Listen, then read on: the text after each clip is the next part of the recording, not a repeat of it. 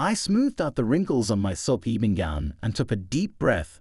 Tonight's celebration dinner at the country club was supposed to be a happy occasion, marking my husband Robert's retirement after decades of leading Raina Enterprises.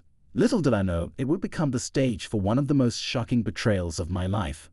As we clinked champagne glasses with the board members and their spouses, Robert cleared his throat. "I have an announcement to make," he declared, his eyes flickering towards a young woman at the other end of the table. My heart sank as I recognized Helen Hull, one of the junior marketing executives. The way Robert looked at her made my stomach churn. "Amy and I have decided to get divorced," Robert continued, his voice steady. "I've fallen in love with someone else and we plan to marry soon." A hush fell over the table as gasps and murmurs erupted. I felt all eyes on me, waiting for my reaction. Tears stung my eyes, but I refused to let them fall. "You coward!" I spat at Robert, my voice trembling with fury. "How dare you blindside me like this?" "I'm sorry, Amy," he said, not sounding sorry at all, "but I've made up my mind. Helen understands me in a way you never could." Helen shifted uncomfortably, her cheeks flushed. I shot her a withering glare, wondering how this naive girl could be so foolish. As the dinner descended into chaos, I excused myself, desperate for air. Out on the terrace, I leaned against the railing, trying to steady my breathing. Anger and humiliation washed over me in waves. Robert had been my whole world for over 31 years. We built Raina Enterprises together from the ground up, sacrificing countless nights and weekends, and this was how he repaid me, by casting me aside for someone half my age. I wiped away a tear, my jaw set with determination. If Robert thought I would, here's the continuation with punctuation and formatted into a paragraph, go down without a fight. He was wrong. Game on, I thought. The gloves were coming off that night. I couldn't sleep, replaying Robert's betrayal over and over in my mind. How could the man I'd loved and supported for decades do this to me and our family? As the first rays of dawn peeked through the curtains, I knew I couldn't stay in misery any longer.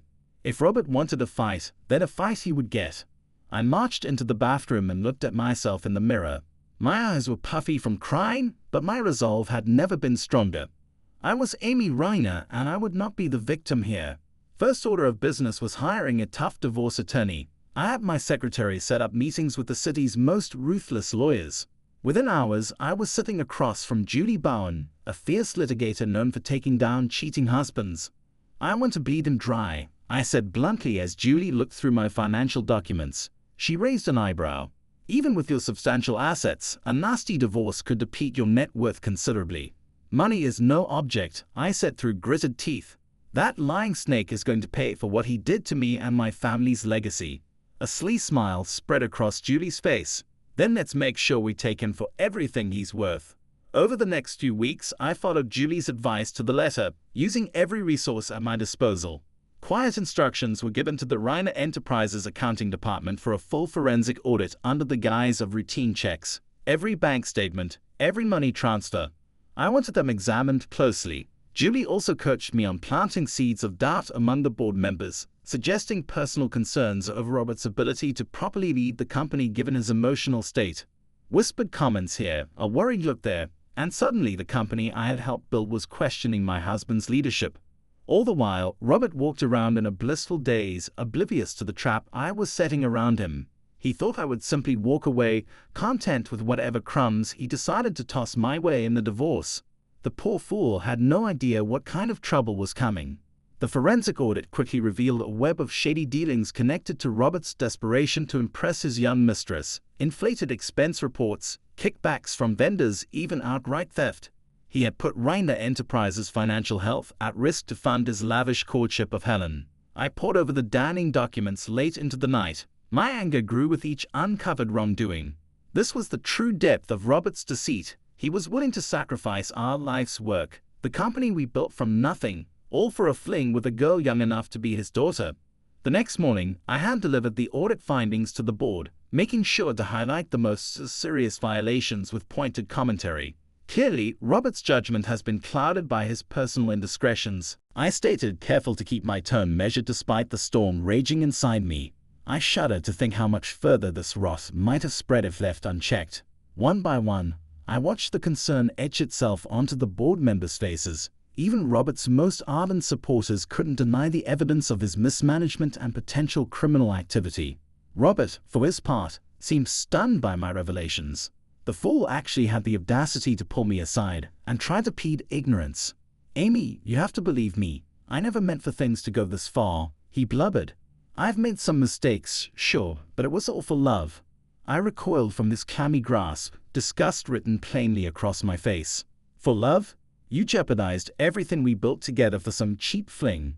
I don't even recognize you anymore." As if summoned, Helen appeared in the doorway, her heavy makeup unable to hide her fragility. Robert's eyes immediately locked onto her, his entire stance changing as if their bond transcended the tawdry reality. "Don't worry, my dear," he cooed. "Once the old ball and chain is out of the way, nothing will keep us apart." The naked cruelty in his voice awakened an icy clarity in me. Forget taking him for everything he was worth. This man deserved to lose it all. I crossed the room and stood squarely between Robert and his prize. "Let me make one thing clear to both of you," I said firmly. "I am not going anywhere. This company was my life long before we came along, Helen, and I'll be damned if I let you ruin it. I won't let either of you destroy it with your recklessness." Helen opened her mouth, her panicked eyes flicking to Robert for support, but I cut her off with a sharp gesture.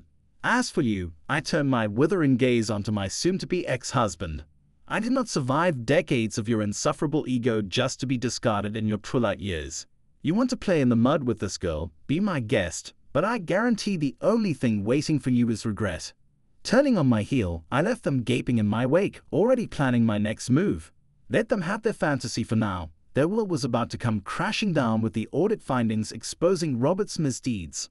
I knew I had all the cards for ensuring a favorable divorce settlement. Still, I intended to twist the knife further before going in for the kill. I requested an emergency meeting with Robert, putting on my best act of contriteness. When he arrived, I've had some time to reflect on things, I began, wringing my hands for effect. And I realize now how terribly I behaved. Robert's eyes widened in surprise, and I fought back the urge to sneer at his gullibility. "Really? You're finally coming around?" "I was just so hurt and angry," I continued, letting my voice quaver with manufactured regret. "But I see now that I can't force you to love me. You found happiness with Helen, and it's not my place to stand in the way of true love." The smug satisfaction oozing from his expression was almost too much to bear. "Well, I'm glad you've come to your senses. This has been difficult enough without your vindictiveness making things worse." I reached across the table and grasped his hand, putting on my best pleading expression. "I only want what's best for you, Robert, which is why you have to end this affair immediately." His brow furrowed in confusion. "What? Why would I do that?" Leaning in, I lowered my voice conspiratorially. "Because I'm afraid Helen has been using you this whole time, taking advantage of your generous nature for her own gain." Robert opened his mouth to protest, but I barreled on with my carefully constructed story.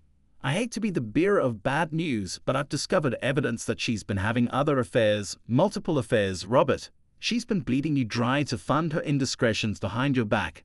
His face cycled through a range of emotions: anger, hurt, disbelief. "No, Helen would never. We love each other." Putting on my most fearful expression, I gave his hand a pat. "I'm so sorry, but it's true. The bank records, the money transfers, it's all there in black and white. She's been making a fool of you." Robert's shoulders slumped in defeat. For just an instant I felt a pang of something, pity perhaps, but it quickly passed as I remembered all the pain he had caused me. If it's any consolation, this newfound wisdom has made me realize how deeply I've misjudged you over the years. I lied. Why, if I had a partner who showed half the care and dedication you displayed, I would consider myself the luckiest woman alive. That seemed to lift Robert's spirits a bit, and he mumbled a thank you. Men were so easy to manipulate when you knew how to handle their fragile egos. As he walked out, I allowed myself a satisfied smile. Between the financial void awaiting him and the carefully planted seeds of doubt about Helen's loyalty, Robert's world was crumbling. Just a few more pushes and his whole pathetic facade would collapse. With Robert reeling from my revelations about Helen's supposed cheating, it was time for the final blow. I called an emergency board meeting, putting on my most serious face. As the members arrived, "I'm afraid I have some deeply troubling news regarding Robert's conduct as CEO." I began once everyone was seated. "It pains me to have to do this, but the evidence leaves me no choice." I nodded to my assistant who handed out the audit findings. The room was filled with gasps and murmurs as the board members read about the extent of the embezzlement and misappropriation. As you can see, Robert has been systematically losing the company's funds to support an unacceptable personal relationship, I declared, letting the accusation hang in the air. His judgment has been hopelessly compromised to a degree that constitutes gross neglect of his duties. Johnny Depp, a senior board member known for his strong ethics, set down the report with a look of profound disappointment. I had my suspicions given the rumors, but I never imagined the depths of Robert's betrayal. This is a gut punch, believe me, Johnny. I understand your pain all too well, I replied, putting on my most mournful expression, which is why, as difficult as it is, I feel we have no choice but to relieve Robert of his duties effective immediately. A chorus of solemn nods rippled through the room. Even those usually loyal to Robert couldn't ignore his huge mistakes. Gritting my teeth, I forced out my next words. It truly breaks my heart to say this, but Robert's personal actions appear to have sent him into an emotional tailspin, calling into question his ability to lead this company. For the good of Reiner Enterprises and our employees, we must act now. I recommend an indefinite leave of absence on medical grounds while he seeks treatment. The board members' reactions told me they had taken the bait by presenting Robert's departure as a compassionate intervention rather than a straight termination. I had given them all plausible deniability, allowing them to avoid feeling complicit in his downfall. As the meeting adjourned with the board's full endorsement, I allowed myself a small, satisfied smile. Everything was falling into place perfectly: the forensic audit, the sowing of doubts, and now this final move. A part of me felt a flicker of sadness at how far my beloved husband had fallen, but he had chosen to throw away the life we built together through his arrogance and weakness. I merely ensured he suffered the full consequences. My reflection was interrupted by the ping of a new email from Julie, my attorney. Pulling up the message, I scanned a concise update and felt a rush of vicious satisfaction. Transfer of assets proceeding as planned. The financial guillotine is primed. Just say the word. I typed a simple reply. Do it. Let the delicious ruination begin. The dominoes began falling into place with ruthless precision. Within days of being forced into a leave of absence, Robert found himself systematically frozen out of Reiner Enterprises operations. Emails went unanswered, meetings were rescheduled, and he was essentially a ghost at the company he once ruled over.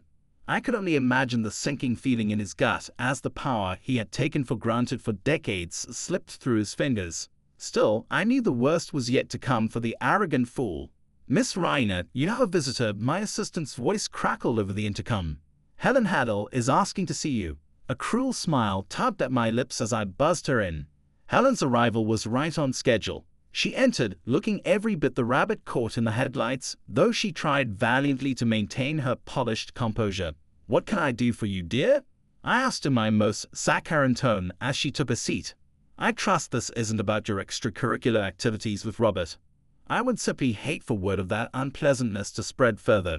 Her eyes went wide with panic. What are you talking about? Oh, I'm sure it's nothing. I waved a perfectly manicured hand in fake nonchalance, just that it would be an awful shame if those private investigator reports detailing your numerous other affairs ended up going public. Can you imagine the scan? Helen paled, and I fought back the urge to laugh at her obvious distress. The phony dossier had worked perfectly. The fake reports I had made were truly works of art. But that's not true, she sputtered. Robert and we love each other. It's just us. If you say so, dear, I replied coolly, though if I were you, I might be more concerned with his mounting legal troubles and the likelihood of financial ruin. That caught her attention as I had intended. Leaning forward, I laid it all out for her in brutal clarity. The fraud charges looming over Robert, the asset freezes, and the inevitable collapse of his net worth once the divorce was finalized. Do you honestly think a man facing prison time and bankruptcy will have any qualms about leaving you high and dry? I asked with mock sympathy, or that you'll still hold any appeal to him once the thrill of your tawdry affair fades? Helen's face crumpled as the truth sank in. She was nothing more than a disposable plaything to Robert, shiny arm candy to be cast aside when she was no longer convenient. You're lying, she whispered, but it was clear she didn't believe her own words. Smiling thinly, I pushed the killing blow. If I were you, I'd get out while you still can, cut your losses and find yourself a new mark to leech off. There are plenty of rich, desperate fools out there to exploit. A single tear rolled down Helen's cheek as she stared at me, stunned. I gave her a few moments to absorb the reality crashing down around her before delivering the final twist of the knife. "Oh, and one more thing before you go running back to that pathetic man you've been with," I added with sugary venom. "I'd strongly advise emptying out any of Robert's personal accounts or assets you have access to. You'll need whatever you can get to restart your entrepreneurial activities." For just an instant, Helen's mask slipped and I saw the ruthless mercenary underneath. That was all the confirmation I needed that my carefully planted mole had succeeded in guiding her toward the path of maximum damage. Nodding to herself, Helen stood and wiped away the crocodile tears before squaring her shoulders in false bravado. "You're going to regret this," she spat out in a trembling voice, utterly devoid of conviction. I simply laughed as she turned on her heel and stormed out. The delusional girl had no idea how correct she was, but not for the reason she thought. Once this was all over, the only regret would be Robert's.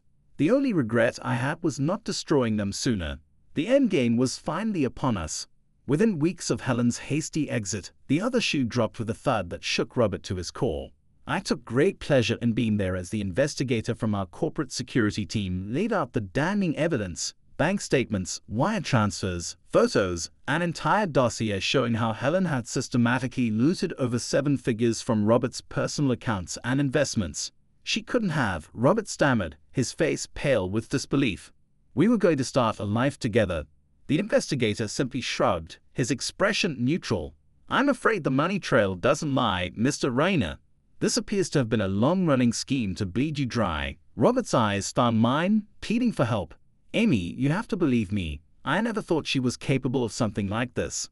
I crossed my arms and looked at him with disdain. "Really, Robert? Because it seems to me that poor judgment and self-delusion have become something of a pattern for you." I almost pitied him as his shoulders sagged under the weight of his situation.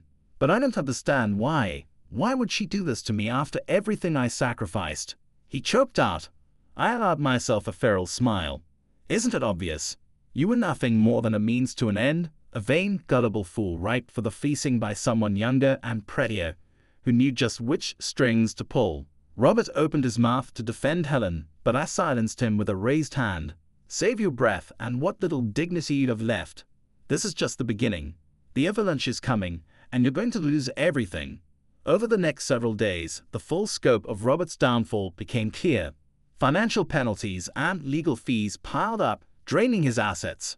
Forensic auditors found more dubious transactions and potential tax avoidance schemes, bringing the wrath of the IRS. Meanwhile, revelations of corporate misconduct I had carefully orchestrated stripped Robert of every remaining board seat and title. He went from leading a billion-dollar empire to being a shunned pariah in a month, his legacy crumbling to dust.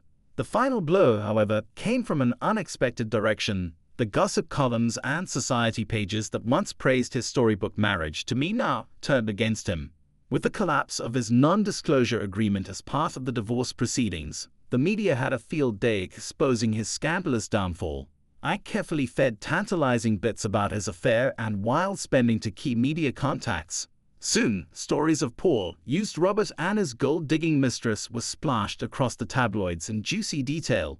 The scandal was too irresistible to ignore, no matter how much money was spent trying to cover it up. In one final insult, Robert's beloved country club terminated his membership in a cloud of humiliation. The old guard closed ranks around him, making him a cautionary tale whispered about over drinks.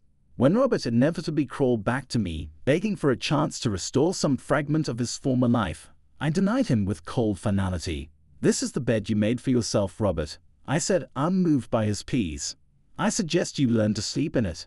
As he slumped away broken and discarded, I felt a new sensation blossom within me, not quite happiness, but a sense of resolution. This chapter of betrayal and trauma was finally closed, allowing me to focus on the future. The battles had been harsh but necessary to ensure my complete independence. Never again would I allow anyone to compromise the destiny I had fought so hard for. I was Amy Ree, newly in control of my own fate, and the world had better be ready for my brand of leadership. As the dust settled from the battlefield of my divorce, I wasted no time in firmly establishing my authority over Rayner Enterprises. The board meetings that had once been mere formalities were now arenas where I wielded my hard-earned power. Profitability is down over 14% compared to last quarter's projections, I stated firmly, staring down the assembled executives. I want to know why, and I want solutions on my desk within 48 hours. There was a momentary silence as the senior leadership team avoided eye contact, each hoping someone else would speak first. Finally, Daniel, the CFO, who had been Robert's loyal supporter for years, cleared his throat. The shortfalls can likely be attributed to the recent transition and its disruptions. He began carefully, not mentioning the lingering PR headaches from, my eyes narrowed dangerously. You mean the scandal my husband created with his reckless behavior? The one that jeopardized this entire company's future. Daniel visibly shrank back, his face flushing. Well, I didn't mean to imply. Save it, I cut him off, leaving no room for excuses. I fixed him with a withering glare. I don't want to hear any more excuses about things beyond our control. We make our own destiny here, and anyone unable to adapt to my leadership should explore other opportunities. The room went silent, the temperature seeming to drop as the executives realized the new power dynamics. This is no longer the Reiner Enterprises of old, where decisions were debated endlessly behind closed doors. There will be no more nods to consensus or democratic hand-wringing. My decisions will be final. Mrs. Reiner, Melissa, the head of operations, ventured after clearing her throat. If I may be so bold, your decisive vision is a marked change from how we've traditionally operated. I think I speak for everyone when I say an adjustment period will be required before we can realign strategy. A few cautious nods rippled through the table, though most seemed to sense the defiance in Melissa's words. My jaw clenched hard enough to crack walnuts as I slowly rose to my feet. Fixing Melissa with a look that could blister paint, I said, "Let me make one thing clear for you and your colleagues." My voice was like a rasp scraping steel. I did not survive decades of being underestimated and undermined by that spineless husband of mine only to face further diminishment from his lackeys. Melissa shrank back in her seat, all bravado evaporating. As I walked around the table toward her, I could sense the others watching with a mix of disbelief and morbid fascination. None dared to intervene as the new order asserted itself. This company's old ways are over, I stated, leaning in until Melissa was forced to maintain eye contact. Adjust to my leadership and start pulling your weight, or I'll find those better suited to my vision. Am I making myself clear? She nodded almost imperceptibly, seeming to have momentarily forgotten how to speak. Straightening up, I turned my gaze to encompass the entire room. I did not fight my way through the depths of hell just to be undermined again. Reiner Enterprises answers to me now and me alone. If that reality is too difficult for any of you to accept, I'd be more than happy to expedite your transition into unemployment. The silence that followed spoke volumes. The machine had a new master, and woe to anyone foolish enough to forget that. As the meeting disbanded, the message was clear. A new era had begun. I allowed myself a tight, predatory smile. This was just the beginning, the first step in reshaping this company in my image. Robert's lack of strength and resolve in his final years spent chasing youthful indulgences had led us here. Perhaps if he had shown even a fraction of my determination, this harsh transition could have been avoided. But his failures became my greatest advantage, the forge where my fierce independence was created. I emerged strong, unbreakable, and finally in complete control of my destiny. As I stood in the boardroom, the echoes of my words still hanging in the air, I knew I had just taken the first of many steps to secure my position. Robert's downfall was more than a personal victory. It was a lesson in the ruthlessness required to survive and thrive in a world that had often tried to undermine me. For years I had been the supportive wife, the silent partner, the one who held everything together while Robert frittered away our success. But those days were over. My transformation was not sudden, but forged. Through countless battles and betrayals, each lie, each act of deceit had hardened me, shaping me into the formidable leader I had become. Robert's reckless pursuit of pleasure and his subsequent downfall had provided the perfect opportunity to demonstrate my resolve. His weakness was the crucible that had tested and strengthened me. Now, I stood unchallenged, ready to lead Reiner Enterprises into a new era. From this day forward, I would ensure that my name, Amy Reiner, was synonymous with strength, perseverance, and unrelenting ambition. I had not fought my way through betrayal and heartache to let anyone or anything stand in my way. Now, every decision I made would reflect my vision and my commitment to transforming this company into a powerhouse. There would be no more room for complacency or weakness. Those who could not keep up would be left behind. In the weeks that followed, I implemented changes that shook the very foundations of Reiner Enterprises. The old guard, loyal to Robert's way of doing things, quickly realized that their time was over. I demanded excellence and efficiency, rewarding those who adapted and excelled while showing no mercy to those who resisted. The transition was not without its challenges, but I met each one head-on, never wavering in my determination. I reached out to new partners, forged new alliances, and introduced innovative strategies that revitalized the company's operations. Every move was calculated, every step deliberate as I worked to erase the shadow of Robert's mismanagement and establish a legacy of my own. The media, once fixated on the scandal of my marriage's collapse, began to shift their focus to the remarkable turnaround happening at Reiner Enterprises. Headlines that once spoke of betrayal and deceit now highlighted my strategic brilliance and unyielding leadership. In the end, Robert's downfall was more than just a personal victory. It was a testament to my strength and vision. It proved that I was more than capable of not only surviving but thriving in the face of adversity. I had taken control of my destiny and there was no turning back. The world would soon understand that Amy Rhee was a force to be reckoned with, a leader who had emerged from the flames of betrayal stronger and more determined than ever. I stood tall, knowing that this was just the beginning. The road ahead was long, but I was ready for whatever challenges lay ahead. With every decision, every action, I would cement my place as the rightful leader of Reiner Enterprises. The company was now a reflection of my strength and ambition, and I would ensure that it continued to thrive under my guidance. The world had better be ready for the new era of Reiner Enterprises, led by none other than Amy Rhee.